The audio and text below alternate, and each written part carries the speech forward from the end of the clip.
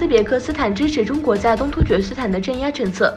乌兹别克斯坦外长卡米洛夫在北京同中国外长王毅举行会谈。卡米洛夫表示，我方已同国际社会广大成员一道，联名致函联合国人权理事会主席和人权高转，支持中国新疆自治区采取的一系列去极端化措施。任何国家都无权干涉中国内政，双方还希望在“一带一路”框架内加强贸易合作。由于经济上的依赖，中亚国家越来越多地在国内外政治中介入中国霸权。中国的目标是利用其在这些国家的融资力量来扩大其政治势力范围。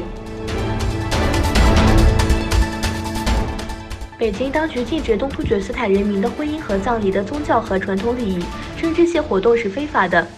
突厥斯坦新闻网援引自由亚洲电台报道称，当局干涉甚至禁止维吾尔人的一些宗教和传统节日和礼仪，只有当局指定的伊玛目才能主持婚礼和葬礼，并且活动期间不允许使用伊斯兰标语和行为。许多正常的伊斯兰礼仪被中共当局视为非法活动。联合国几位人权专家发表联合声明，呼吁印度政府结束在印同可什米尔实施的对言论自由、获取信息和平抗议的镇压。人权专家们在声明中表示，在印度议会取消查谟和可什米尔邦宪法规定的特殊地位后，实施的措施会加剧该地区的紧张局势。阿富汗北部巴尔赫省扎里县遭塔利班袭击，12名安保人员死亡。巴尔赫省警察局局长穆罕默德·法伊则表示，塔利班势力2天前发动袭击，然后发生的冲突中12名安保人员死亡，同时歼灭40名武装分子。塔利班尚未发表评论。